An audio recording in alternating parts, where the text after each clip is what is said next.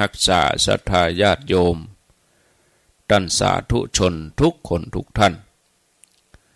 ขณะนี้เวลา5 นาฬิการายการต่อไปเชิญญาติโยมทั้งหลายได้รับฟังรายการเสียงธรรมแสงอรุณช่วงที่ดำเนินรายการโดยท่านพระครูชลทานพิทักษ์เจ้าวาดวัดไม้ฮงไคอำเภอดอยสะเก็ดจังหวัดเชียงใหม่สัญญาณท่านพร้อมแล้วนิมนต์เลยครับนิมนต์ครับขอแตบไต้ไหว้สาในปารมีธรรมของพระเถรานุเถระเจ้าคณะพระสังฆาธิการจุตนจุองค์ขอความผาสุกในธรรมจุงมีแก่บรรดาพี่น้องศรัทธาตายกตาญิกาหนุ่มน้อยใจยิงต่างหลายจุผู้จุคนวันนี้มาปะกันวันศุกร์ที่19 กรกฎาคมเป็นเดือน10เหนือออก14ค่ำวันพุธนี้เป็นวันอุโปสัทศิลเดือน10เหนือขึ้น15ค่ำเป็นวันอาสาฬหบูชาศรัทธาทั้งหลายก็ถือว่าเป็นวันเข้าพรรษาจำศีลกินทานของศรัทธาทั้งหลายแล้ววันอาทิตย์ที่21 กรกฎาคมเป็นวันเข้าพรรษาของตุเจ้าพระเนนทั้งหลายในประเทศไทยบางตนบางองค์ก็ไปเข้าพรรษาที่2คือหลังจากนี้แถมเดือน1พรรษาต้นพรรษา2ก็เข้ากันไปก็สุขที่ผ่านมาบ่ได้มาปะกับท่านทั้งหลายสักกรรมขอท่านผู้อำนวยการได้จัดพระเจ้าพระสงฆ์ดำเนินรายการแทนเพราะว่าบ่ค่อยจะสบายในด้านร่างกายคือบ้านเฮาห้องว่ามันก้น ถ้าไปภาษาไทยก็ว่าล้มบ้านเฮาก็บอกก้นก็เต้าก่อนกลางวันก็ยังไปเนี่ยการทำงานทางบนดอยอยู่ปิกมาก็ลงรถอู้กับลูกศิษย์ลูกหาสักกรรมก็จะขึ้นบนโฮงยังบ่ถึงตีนขั้นใดเด้อมันลงเวิ้นว่านลงไปกำไดโมโหเอาหลังไปฟาดกับพื้นปรากฏว่ากล้ามเนื้อกับเอ็นมันอักเสบเมืองเฮามันฟ้างถ้าเมืองรุ่นใหม่ก็บอกว่ามันฉีกขาดภาษาหมอว่าอักเสบรุนแรงเพิ่นเลยให้พักตั้งแต่วันที่ประสบอุบัติเหตุวันที่9มาแล้วได้ไปหาหมอวันที่10เพิ่นให้พักตั้งแต่นั้นเป็นต้นมาจนถึงบัดเดี๋ยวนี้จนไปถึงวันที่23พุ่นน่ะบ่คือไปเตียวเมินเป็นนั่งเมินกลัวว่ามันจะฉีกมันจะอะไรอย่างไรบ่คือยกของนักอะไรอย่างประมาณเนี้ยก็เลยต้องบ่ได้ออกอากาศวันนั้นนอนเหี่ยพื้นโฮงจะขึ้นบนโฮงก็ขึ้นขั้นใดก็กลัวกล้ามเนื้อกับเส้นเอ็นมันฉีกมันแยะเพิ่มขึ้นครับก็จะเป็นต้องพักขอผู้อำนวยการบอกเอาเจ้าพระสงฆ์พระนักจัดรายการตนได้ตนหนึ่งก็ได้ออกอากาศแตนผมกำเตอะบ่ไหวแล้วขึ้นโฮงบ่ไหวใจนี่มีเป็น300น่ะแต่ว่ามันขึ้นโฮงบ่ไหวก็เลยต้องมาปะกับท่านทั้งหลายในวันนี้ก็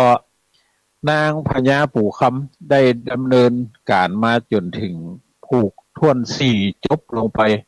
เมื่อวันศุกร์ก่อนปูนวันศุกร์ที่5แล้วก็วันนี้วันศุกร์ที่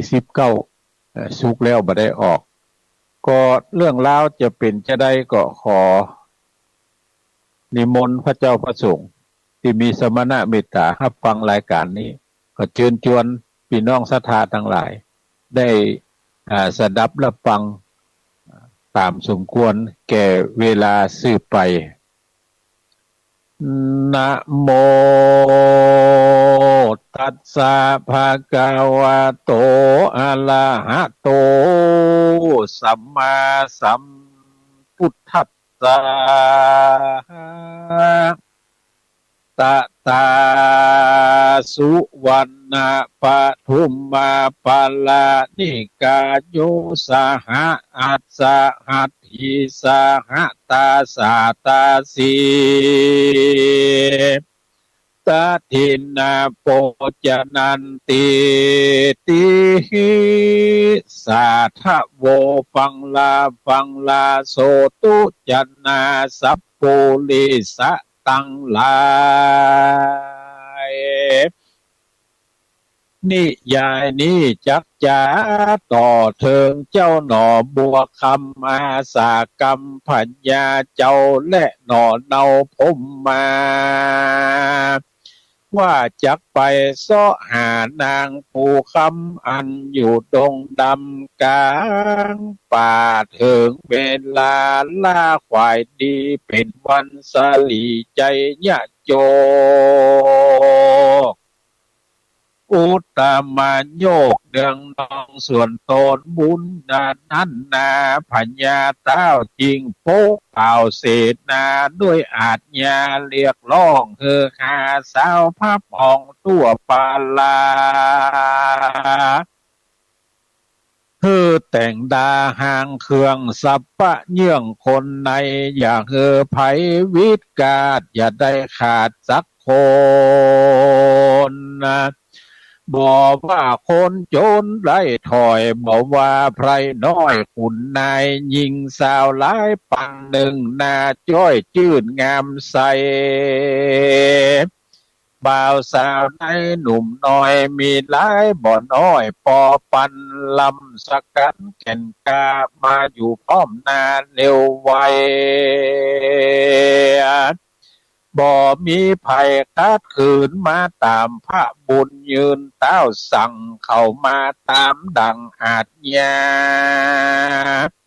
หมู่สาวมาเฝ้าฟังตามคำสั่งเจ้าปาลาเขาตำดาห่างแต่งเมียนแล้วแล่นมาปันหมู่ใจสกันบ่าวเจ้ามาแลบเล่าเร็วปันเสียงเนืองนั้นคักคืนตุกผู้ตื่นกันมาตามอาจญาพระเจ้าปากันเข้าถึงหอส่วนพญาก็เขาดาโต๊กแต่งจิ้นปลาแบ่งยังยายโปจนาหารหลากหลายป่าเข้าป่าหมากปูยาและเสนาหางเครื่องม้าสังขยาวัดใดปันตัวใส่เครื่องครัวเสื้อผ้าตั้งเครื่องง่าอลังการจ้างงางอนและอาพรได้ปันหนึ่งสูงใหญ่ตึงงามดีตัวเข้าสงครามบ่ยานบ่เลี่ยงข้านถอยนี้เลือกเอาตัวปีสูงใหญ่ห่างเครื่องใส่ดีงามตั้งหอกสงครามสินนาดาบคมว่าชัดคำขันเงินตำลายลูกทิมถูกโบราณเครื่องปั่นนาการของฝากเสื้อผ้ามากนาเป็นแพร่ทาดอกซอยจักเอานางนาดน้อยปูคำแพรเขียวคำใส่ส่องแพรได้ผ่องเขียนหัวโกใส่งามหัวผืนใหม่ปิ่นเก่าใส่คำแดงวงแผ่นแสงก้าใหญ่สังวานเส้นใหม่สายคำมีก้านำบ่อนน้อยมุกมาดซอยคำขาเกือบปาตาไหมสอดเปิงกับยอดยิงงามเสนาตำตามกำเจ้าอาจยาใส่เก่าแต่งดีจุอันมีพร้อมจอดแต่งแล้วลอดจุ อันกันถึงวันโจกใจดีเป็นวันสาลีลาบล้วนวันถูกทวนลาพังเจ้าบัวคำหนอนเนาไปก่อนเจ้าคนลายฝูงไพร่ยายตามหลังเสนาตั้งขุนใหญ่ตามยอดไทยบัวคำติดตามหลังเป็นหมู่บ่าวสาวเคียงกู้เกี่ยวกันเสียงกองนั้นขาคืนตู้ดังตัวปืนปาลาหมู่เสนาแหนแห่หมู่จ้างแผ่ปกงวงคนหลายหลวงย้ายออกพวกดาบหอกต่อยหลังบ่าวสาวยังย้ายหยาดเอากันออกจากปาลาไปตามปากกาเส้นใหญ่เข้าสู่ป่าไม้ดงดำว่าจักละปู่คำน้องเนามาฮือเจ้าผมมาเจ้าปาลาหนุ่มเท่าเสียงโอ้เอาบอกขาดนนทีปาดเนืองนานสู่ดงตันกลางเถื่อนหันนกเปื้อนหงสาหมูหันหมูกาสอดเจียวเพิงผู้เกี่ยวดอมดวงดอกไม้พวงหย่อนย้อยเกียงเกตซ้อยมาลาหมู่สัตตาสอดพายเสือบีไล่หกนีเสียงกองตีบ่อนย่างเสียงมาจ้างเด่งดังเข้าฟ้ากันถังเข้าสู่กลางไม้หมู่ดงไพรน้ำเย็นใสสลังก็ปากันจอดย่างเศร้านอนในเวลาจอนล่ามหอยตาวันก้อยลงแรงจิ้งปากันแป้งตูบตังใบตองกั้งมุงบนหงโมคนย่างจอดหยุดพักหอดเศร้านอนก็มีวันนั้นแหละนาปุณณติว่าเสในวันโลนลงเจ้าก็ปาการแต่งเขาหงแกงง่ายตอนแรงคาบเขาเสียงล้วนเล่าเรื่องนานจุมหมู่พันเมืองสาวบ่าวจ้อยซอข้าวโดยต่างจ้อยห้ำนางดอกไม้เกียงเกใต้ใบยาวฟุ้งบ่าวสาวตื่นเต้นเยาะหยอกเล่นเคี่ยวกันเสียงเรื่องนั้นละล้วนเขาเล่นม่วนไปมาเก็บมาลาดอกซอยแล้วมาห้อยเป็นขับพวงเกียงเฮ้ยหลวงกันนิเกตสลิเตสบันงามมะลิลาหอมยิ่งดอกซ่อนกินหอมไก่ดอกกลางไผ่มีมาคู่เพิงหากจมดวงลูกไม้พวงมีมากหันเชื่อลาดลามไหลมีตั้งหมากคานนัดไพรใสลูกใหญ่หมากนูนสุกใหม่มียวงกลางดงหลวงป่าลามีหมากฟ้าหมากเฟืองหมากไฟสุกลามหลายของป่าเขาสอดลาบิดกินหวานเจียงจีนจื่นจ้อยเพียงดังอ้อยตาลหวานบ่าวสาวหลายอู้อ่วนเขาเล่นม่วนในไพรจ้อยจอใหญ่ตามปีลำดับบัวขี้ผูคำแล้วก็ลำฟ้อนเล่นบ่าวดีเต้นลำเจิงตีมองเสิงตบสวาฟ้อนลำลากองยาวฟุ้งบ่าวสาวม่วนมาตีกองปาดเพลีสระในมีเสียงสั่นดังสนั่นก้องดงไพรเอากันไปจุจอดไกลสองยอดปูคำกลางดงดำป่าเถื่อนดังละเลื่อนโตโลโกลาก็มีในกาละวันนั้นแลตะตาในกาละยามนั้นเล่าส่วนนางนอนเนาสุธรรมาก กับสุวรรณาปู่คำใดเสียงนำล่ำร้องเสียงนั้นต้องเทิงหูฟังเสียงดูพับแผ่นดอยว่าเป็นเสือกเมกามาและเศรษฐีปาลาใจบาปจักมาขนาบเราตายว่ากระดูกกะลาใส่ใจเฮ้ยตีหอยข้าลูกน้อยยินกลัวและแม่เนื้อหัวเป็นเจ้านางน้องเนาผู้คำก็ถึงมาดำตัววิเศษใครรู้เหตุถึงการยังเสียงสารร่วนร้องดังตัวตองดอตัวต้องดงนายามนั่นสุนัขขามาดำบอดก็ขนิ่งรอดผู้คำมาตัวดำกำกอดยิ่งมาสู่นางยอดโสพันนะเล่นมาปันเพลลอดสู่นางแก้วยอดผู้คำว่าดูลานางบุญนำนาไทยเจ้ามักไฟการได้จริงคือใจลอดคากิจจะเล่ามีสั่งจายามนั้นนางหนอลาปูคำจิ้งกล่าวกับมาดำวิเศษว่ายินเสียงอาเพศโกรลาบอกเคยได้ยินมาแต่ก่อนเสียงบอกอ่อนเบาบางเสียงมันมาตามต่างเส้นใหญ่เสียงนี่ใจเสียงคนโกลาหลมีกองแจ้งมาลองสั่นสะเคียนเสียงวนเวียนโห่ร้องเสียงนั้นกองจักรวาล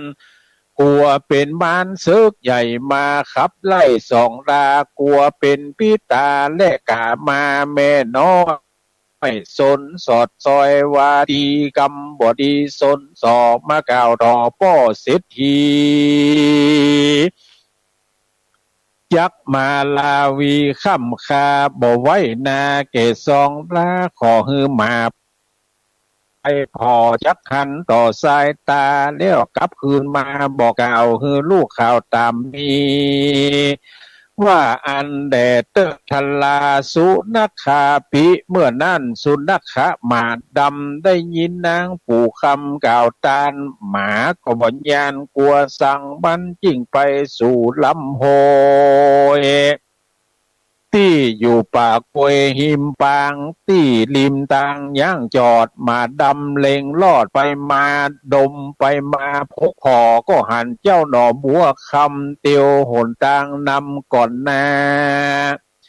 นำไพร่ฟ้าลวงลายหันหญิงใจสาวบ่าวจ้อยซอข้าวเป็นปอยจ้อยขึ้นดอยล่องหอยซอล่ำโดยลำนำห้ำนาปู่คำสาวกันเจ้าบ่าวผมมาทำหาจ่าข่าวเจ้าบ่าวบัวคำเป็นคนนำไพร่ฟ้าปะลาจ้างมาหลวงหลายคนหญิงใจสาวบ่าวจักมาสืบข่าวถามหาจักอาราธนานางเมื่อสู่ในเกี้ยวกูเวียงหลวงไปเป็นเมียหลวงล่วงพากับบ่าวพระผมมาว่าอันยามนั้นมาดำกาโหเดียวก็กากาเกี้ยวคืนมา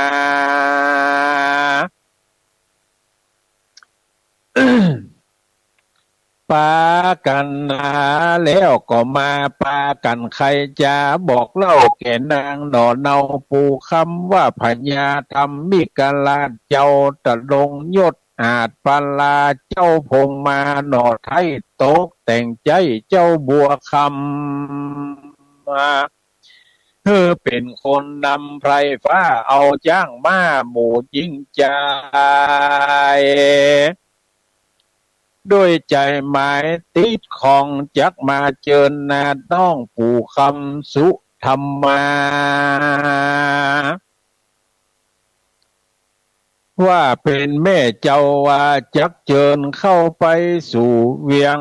ในเจิญปู่คำไปสมสู่เป็นกู้เจ้าผมมาเขาแต่งดาพร่ำพร้อมจื่นจักยื่นน้อมถวายปู่คำว่าอันจะเล็ดนาเอกรติในกลางคืนนั้นลุงเจ้ากันเจ้าบัวคำย่างจอด เสียงรอดรอยทีเขาก็ตีกองดังคาขึ้นดังตัวปืนดงคานยามนั้นนางคานผู้คำน้อยนาดยิ่งบอกแก่นางแก้วลาสุธรรมาว่าอัมมะดูกะลาแม่เฮ้ยเป็นเจ้าบัดนี่เขาจักเข้ามาเถิงเติงสองดาแม่ลูกเขาจักมาผูกไมตรีแม่จุ่งห่างเครื่องดีแก่ลูกลาอันอยู่ทาบัดเดียวเสียงเขาเตียวมาไกลแม่เก่นไทยก็ยินดีเสียงปาดปินและปีเสียงก้องมีเติงเติงเขาจักดาเถิงแล้วแม่นางปู่คำอ่อนแอมารดาส่วนสุธรรมานางแม่จิ้งห่างเครื่องปันแก่ลูกเต่าแล้วแต่งหมวดเก่าตามันน้ำกูจันหองจะจ้อยซุบสอดซอยสังวานเอาแหวนคำงามซุบสอดนิ้วมือปอดมีวันเสื้อแผ่พันเตไทยเน็บดอกไม้แซมผมปุ่นดีจมดีพองามเต้นอปูคำตะมัดทางปะกาเซนโตสัทธาอาหะปทุมมาสะปริวาโลนันตะเพลิงสัทธังหัตถิอัสสาติดังนี้ภิกขเวดูกลาภิกขุตังหลายที่ยายนี่จักจะต่อถึงเจ้าหน่อบัวคำได้นำปละปนนิกายยศใหญ่นำหลีปนไต่เตี้ยวมาตามมักกาห้วยป่าเสียงจ้างสาดเนืองนันเสียงมาดังฮีแฮนเสียงคนเล่นตามต่างเสียงกองค้างบอกขาดเสียงระนาดเพลีกองจุ้มตีบนย่างปีแต่ทางเสียงดังเสียงอึ้งอังลอดไกลส่วนนางนาไทยปัดตุมมาสุธรรมมาก็จิ้งบอกแก่สัตตาในป่าตัวไล่ล่าเสือมีตั้งราจะสีเสือโคงจิ้วก้อมคงเสือลายตั้งกวางทลายหลึงเมนเขาหลีกเล่นนีไก่งูตึงงูไฟงูเห่าหอมงูค้อนกอมและจงอ้างว่าจุ้งหลีกตังหมู่เจ้าอย่าได้เข้ามาหาฝูงสัตว์นานาน้อยใหญ่อย่าเตียวไตหิมตังอย่าได้มาขวางคบตอดเกตเต้ายอดปลาลากันนางสุธรรมาขับว่าฝูงสัตว์ไล่ล่าดงลีก็เอากันนีป้ายกว่าเข้าสู่ป่าหิมาปานก็มีวันนะปัญญาจะเล็ดนาตาในกาลยามนั้นฝูงหมู่เสนาและไพรฟ้าอัมมาตราคนเมืองเขานั้นเนืองสะสู่ไปเถิงที่อยู่นางปู่คำจ้างม้าหนำยายหยาดฝูงนางนาดยิงงามฝูงใจลำบ่าวน้อยส่งเสียงจ้อยซอวอนกล่าวกำปอนจิ้มเจ้าฟ้อนออกเขาเป็นลายฝูงบ่าวสาวลายเล่นม่วนก้องกองล้วนลือดังคนใหญ่ยังรอภาศาสตร์เขาญาติตั้งมวลพับจอดส่วนอุทยานดอกไม้ทัดรอบไว้หอดนางเขาข้างผองเงินนางหน่อเนื้อปู่คำก็มีและนาในเมื่อเจ้าบัวคำลงจากจ้างเสนาเสนาแก้วตั้งหลายฝูงคนใหญ่ยั่งอยู่เขาหันนางผู้คำวิเศษนางที่เพศเมืองบนลังคนผอเงอตาเหลือกเลือตัวเองนางห้องกอกคางออกปากปอน้ำหมากตกกลางน้ำลายยางย้อยปากตามืนสากากพองงับปากบจาสั่งอยู่หนทางหลังพื้นยืนพอว่างามเต้นนอปู่คำ ยามนั้นเจ้าบ่าวบัวคำฟูตานบ่ผ่านยานกลัวสางเหตุปางหลังเมื่อก่อนยามเป็นเด็กอ่อนลิงลามเคยติดตามสอดป่าไปเลี้ยงจ้างล่าดงไพรที่ตามไปเป็นกู้เลี้ยงจ้างอยู่ตามกันบ่าวบัวคำหันนางนั่งอยู่มาเป็นคู่แม่สุธรรมาบ่าเจ้าบ่าวบัวคำผู้ฉลาดจริงว่าถอยเจียนจ้ากับนางผู้คำผู้ฉลาดว่าดูลานางน้อยนาดผู้คำนางสังบ่จำตัวข้าบ่รู้จักแน่บัวคำคานี่ยังจำแก่นมันปางก่อนนั้นบ่ลืมเมื่อก่อนเราเคยร่วมสร้างได้เลี้ยงจ้างโดยอันเคยม่วนงานกับหมู่อันใดมีก็สู่กันกินนะตั้งหมากปีนและหมากม่วงกูปี้ก็ยังห่วงปู่คำลูกไม่กินลำในป่าตั้งหมากฟ้าหมากเฟืองหมากไฟหมากม่วงใสบ่อฝาดตั้งหมากหาดหมากเกวนควายหมากบันใสหมากควัดสารพัดอำปาพี่เอามาบ่อนน้อยยืนปั่นยอดซอยปู่คำมาบัดเดี๋ยวนี้นางจำบ่ได้ปีมาลอดใกล้ขาวานางป้อยบ่จาฟู่อูดังบ่รู้จักกันพี่มาหันผิดสังเกตจิตแจงเจตภายในพี่ถามกำใดแจงที่นางบัวกี้ตอบกำนั้นใจนางหมิ่นสันบ่เหมือนเดิมอ่อนแต่และนาตะตาในการละยามนั้นนางหนอเจิ้นผู้คำจริงตอบคำบ่าวอายนางเยี่ยมย้ายดังเทวดาแล้วมีกำจ้าตอบถอยว่าข้าน้อยหากยินอา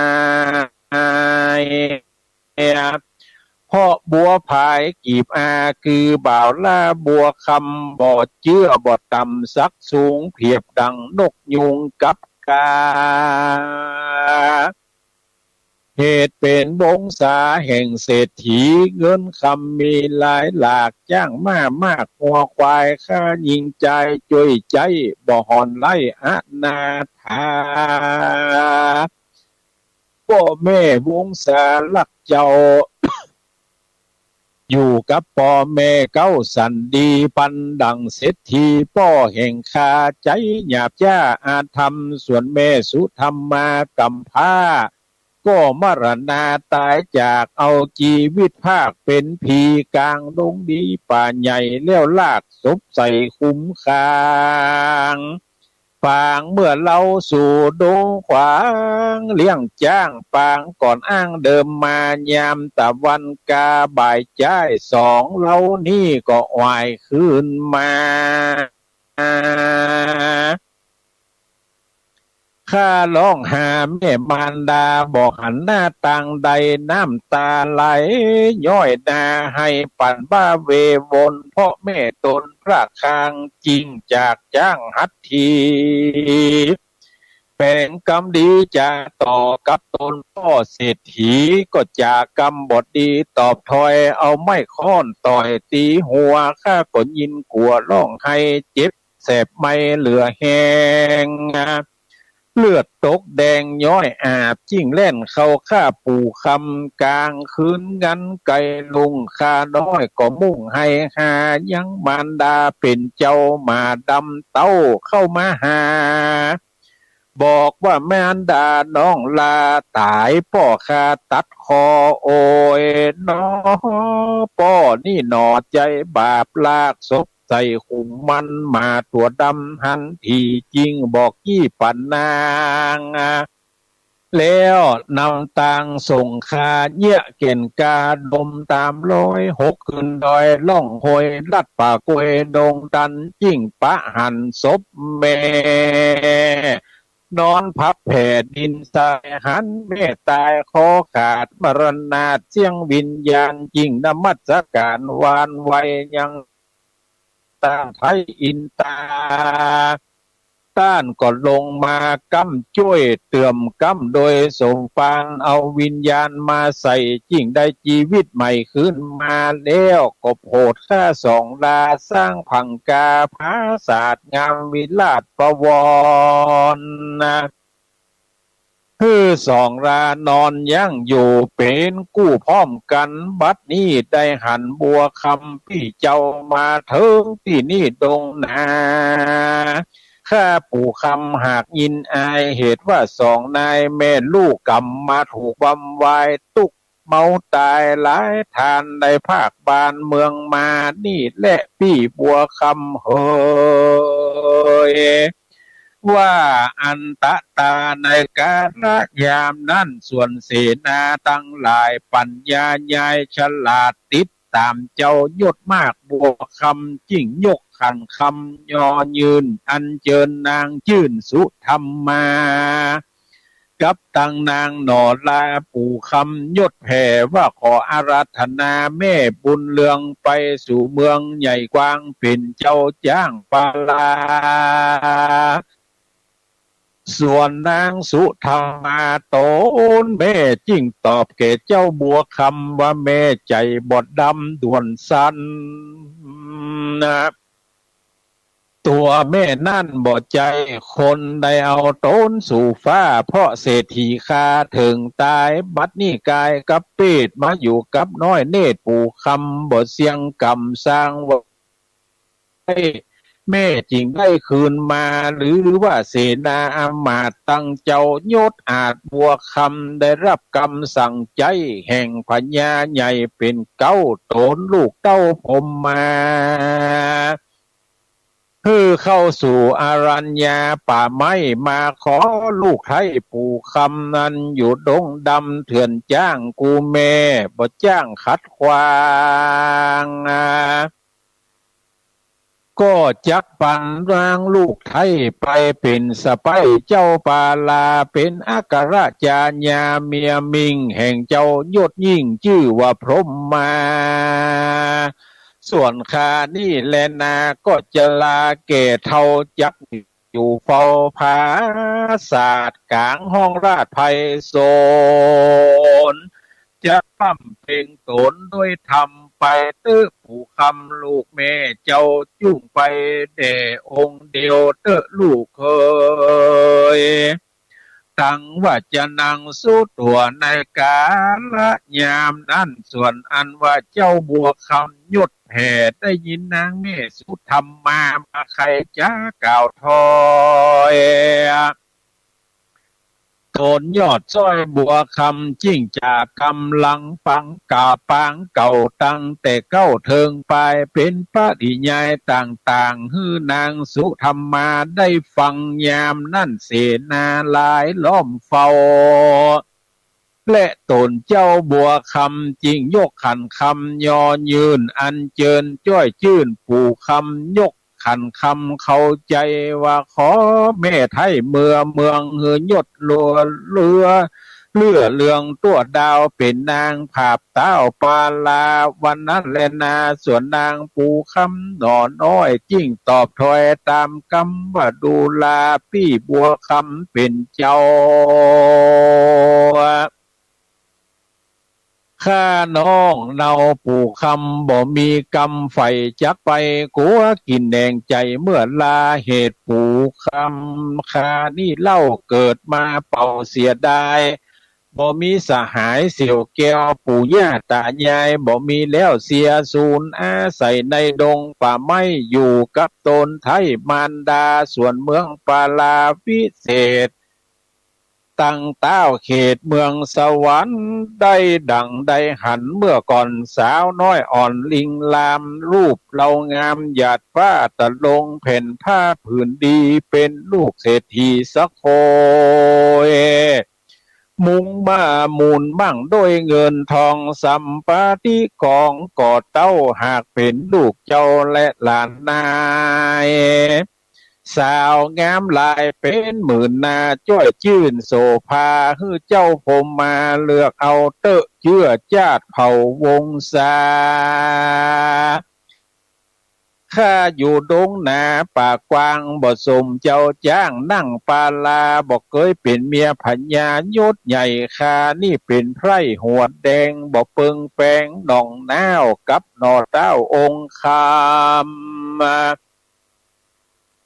ดังกาดำกำเศร้าบอกวนรวมเจ้าหงคำจักมองตำก้อยหัวใจเหตุเป็นไพร่น้อยจักตำก้อยปลายรุนและนาว่าอ่า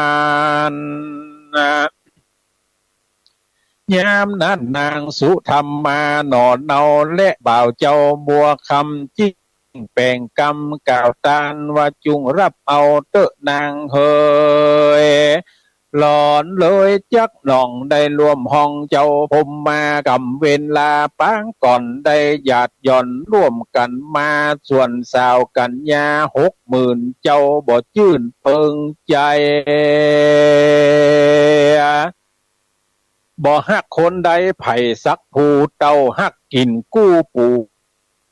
คำแล้วเขาก็ยกขันตำต่างนาตั้งแผ่นพายอถวายส่วนบุญภายปูคำก็รับเอาขันคำและเสื้อผ้าตั้งเครื่องง่าจุอันคนลามหลายจุ้มจื่นสาธุยื่นยอมือเสียงก้อง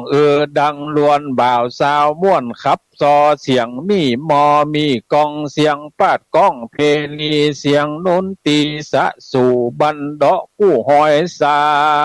งฝูงใดยังจ้างเป่ามีมือนั้นเราเป็นกำกองเงินกองคำดังระรวนกองวงม่วนบอนใจสะบัดใจดังตุ้มแง่นพ่องก็กำดาบเล่นฟ้อนลายเสือมาภาพเครือตบตาฟ้อนเจิงด่าเป็นลายคนดวงลายฟ้อนหมู่ฟ้อนเป็นกู้เกี่ยวกันดูม่วนงันเสียงน้ำจ้างไผ่มันเขาก็เอากันจมจื่นบ่าวสาวตื่นสาธุการก็มีวันนั้นและนาปัญจมังนิธิตังขีญาสั่งวันนันนายังผูกคำผูกทวนหาปางเมื่อนอดลารับอาราธนาว่าจักไปสู่ปาลาเมืองกวางไปเป็นเจ้าจ้างเสวยเมืองผูก6เรืองติดต่อก้อยฟังพอไปนาผูก5จ้าเต้านี่เต้าอีก็บังโกมโสมเลศสะเดท่านพี่น้องศรัทธาสาธุชนพุทธบริษัททั้งหลายก็ได้ฟังพระธรรมเทศนานิยายธรรมเรื่องนางพญาผูกคำผูกทวน5ปริปุณนาไปเป็นที่บัวละมวลเรียบร้อยก็สุขแน่ถ้าบ่มีอย่างผิดพลาดก็จะได้ฟังผูกทวน6สืบไปแถมก็อู้ค้างในเรื่องการไปวัดไปวาในกู้มือคนนอนวัดแต่วันนั้นได้อู้มาถึง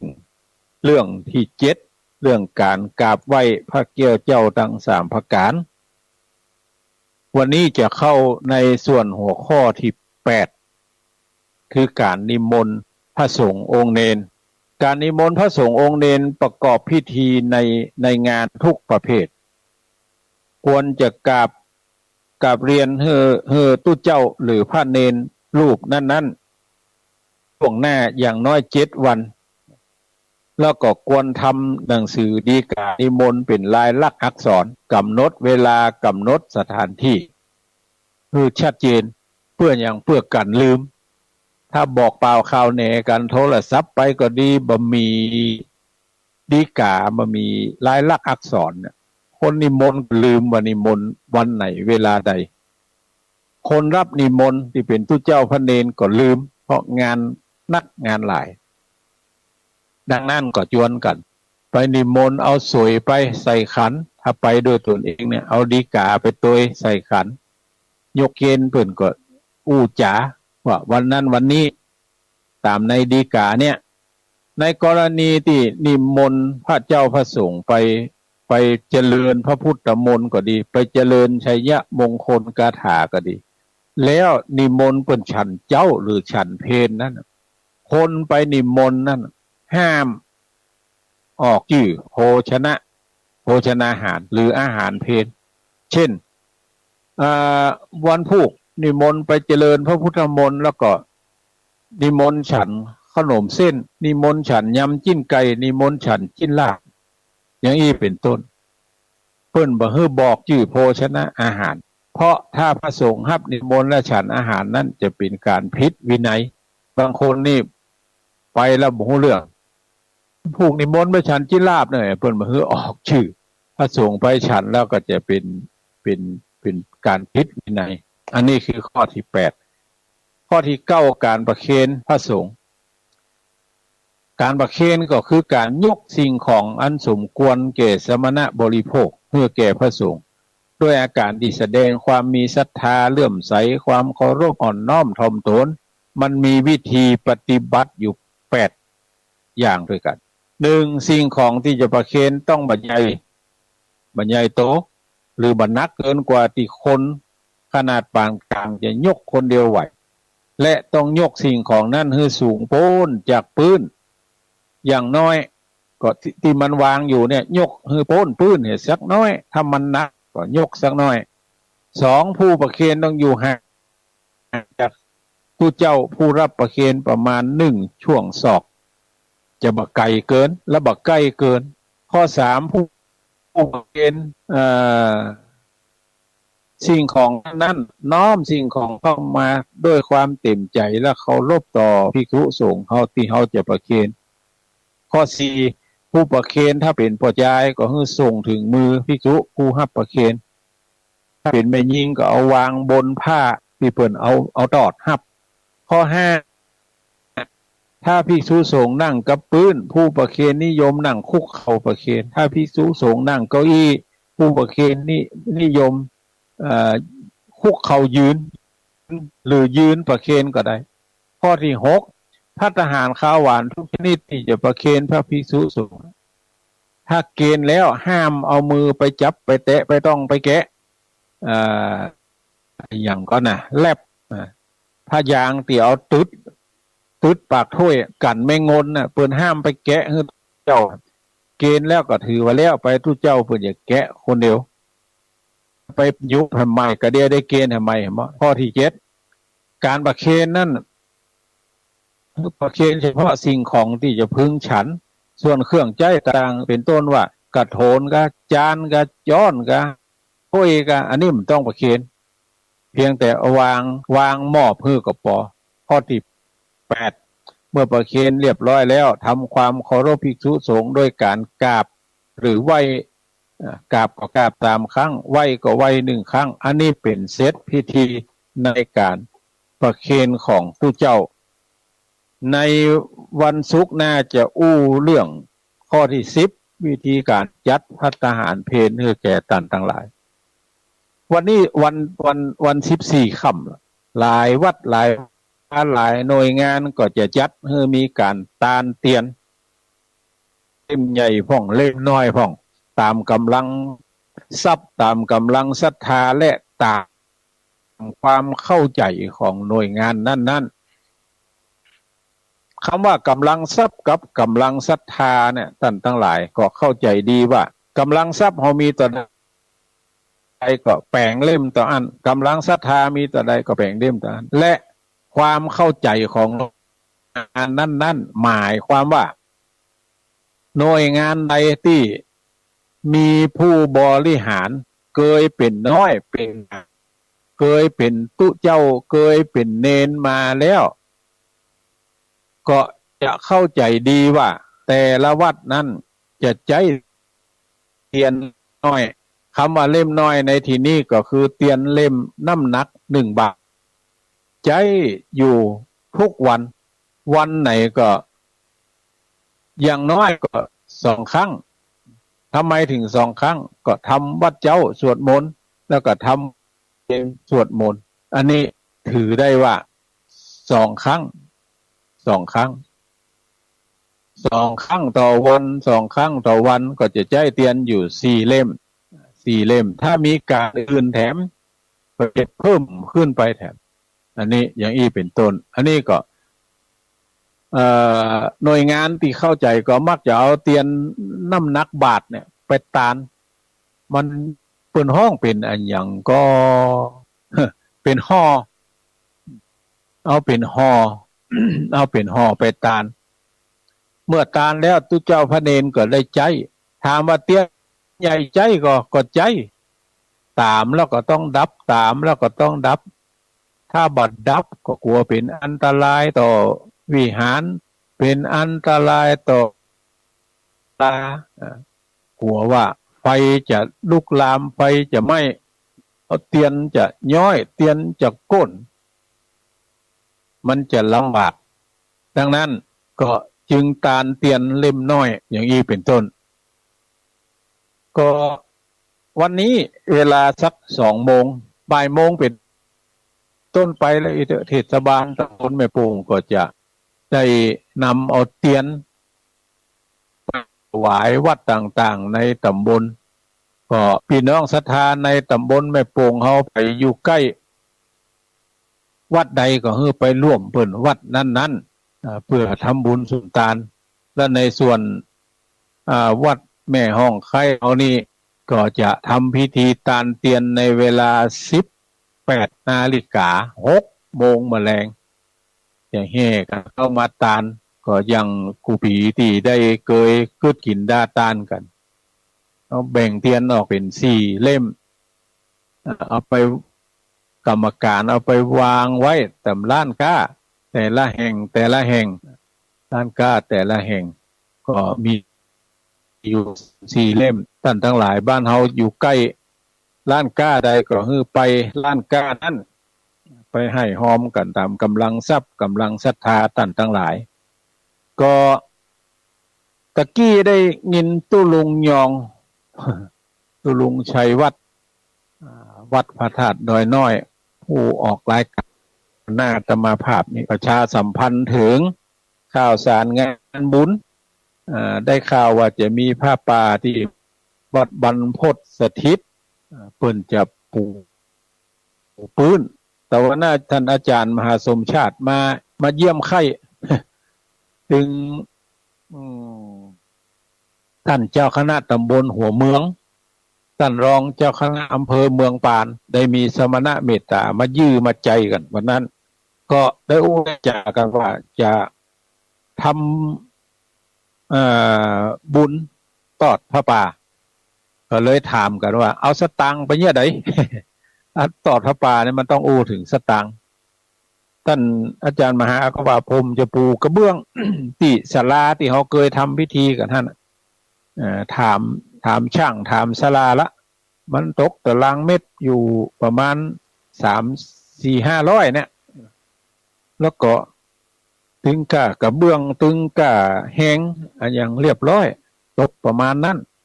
แล้วจะตอดมาได้ก็ว่านะ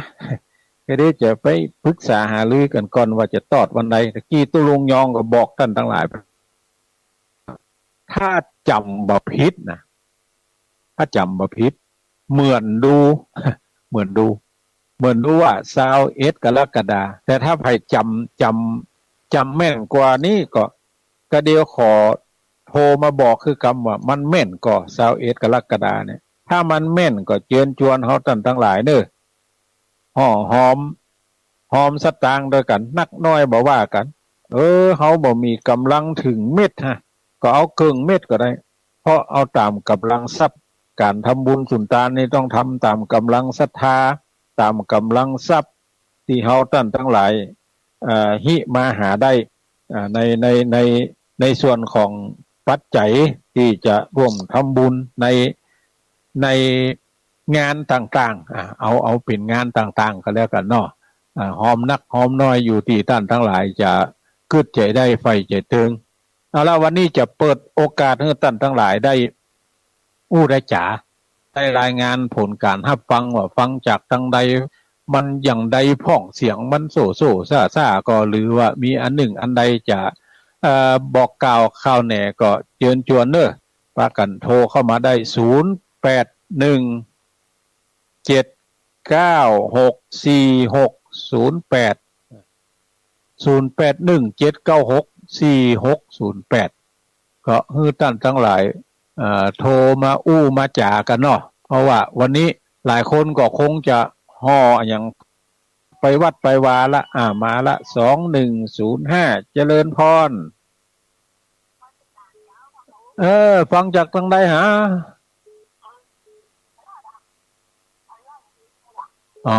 ฟังจากร้องขี้เล็กได้ยินชัดเจนเนาะยินดียินดียินดีเนอะยินดียินดี21นะคะกี่โมงพุ่นเนาะ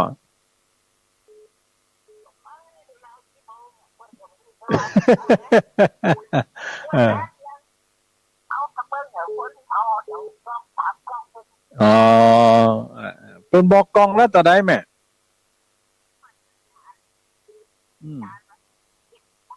ตาน21เนาะกองละกี่บาท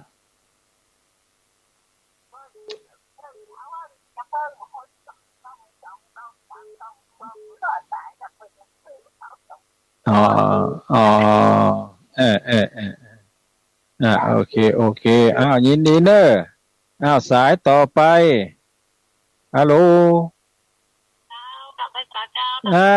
เจริญพรถ้าฟังจากตั้งใดนี่เลยนี่เมืองปานเมืองได้ยินชัดเจนนี่เนาะ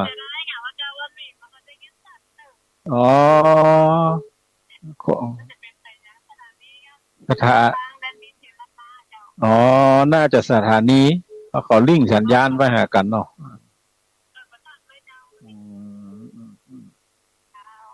เจ้าของสถานีเมืองปานคนฟังบ่ได้ยินทีเด้อปรับปรุงคลื่นเสียงกันเนาะยินดีเนี่ยสายต่อไป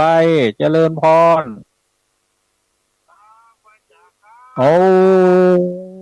ฝนตกก่อนทั้งพุ่นตกแต่ว่าท่านมหาสุ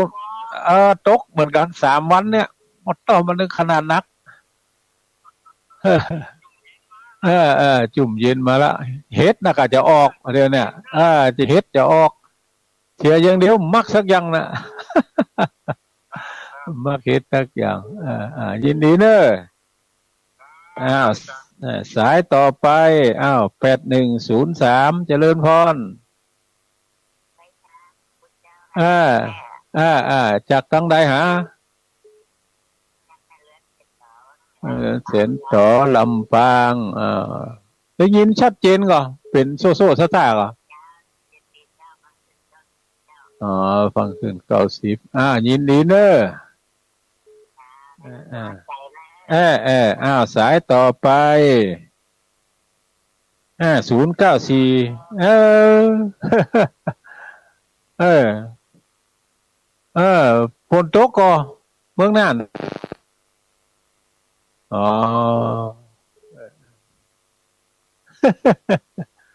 แต่ว่านักข่าว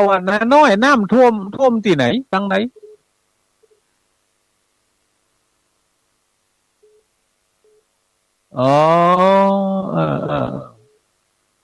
บาดเสียหายนักก็เนาะมันน้ำบ้านเฮาแคว้นเนี่ยมันโลมากำเดียวก็หายเนาะมาบุยเข็มบุยหายบุยยินดีเนอ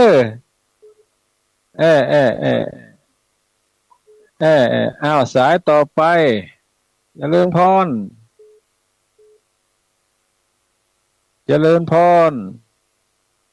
ครับตัวยังเก่งดีครับ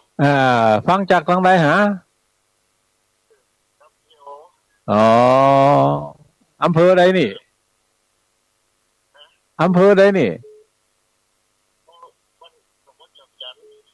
จอมจันทร์เวียงสาวเหรอยินชัดเจนนี่เนาะยินดีเนอะ สายต่อไปสายต่อไป201415หลุดไปละไม่ได้ยินสักคำเข้ามาใหม่0817964608จะหับแผมสัก2 สายเนอะเจริญพร2032จากทางใดเอ่ย หมูเนอะ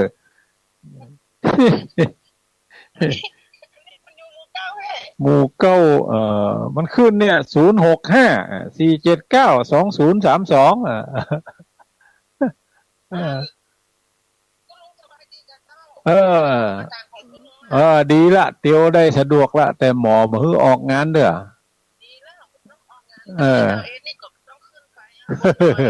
ขึ้นตึงบ่ได้เพราะว่ามันเตียวขึ้นขั้นใดกลัวมันแยะแล้วก็อันนี้นางสาวสิมันก็ได้ไปเพราะบนฟูดถนนวันนั้นไปโรงพยาบาลมาหาปิดบ้านโอ้ได้เงินไปทวงนี่ดีออกเลยนะแล้วบอกเขายังแบบแต่เขาแค่โรงพยาบาลดอยสะเก็ดแค่น้อยแล้วเขาไถถนนออกหมดเลยแล้วก็ผ่านมาทั้งบ้านเขานี่ก็เขาเอาออกไปคืนนึงจากคืนถนนเรียกถ้าถนนนี้ก็ว่ากันไว้ยินดีเนอะ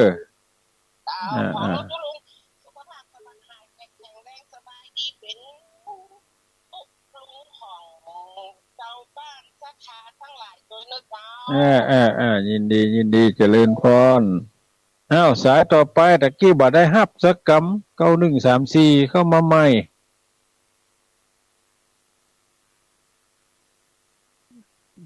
9134เจริญพร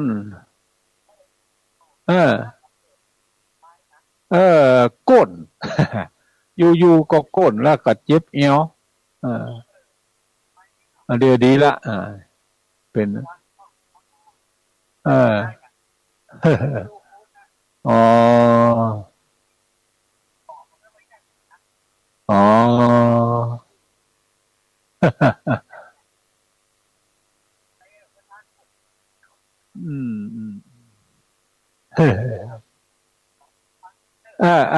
ยินดีเนอะ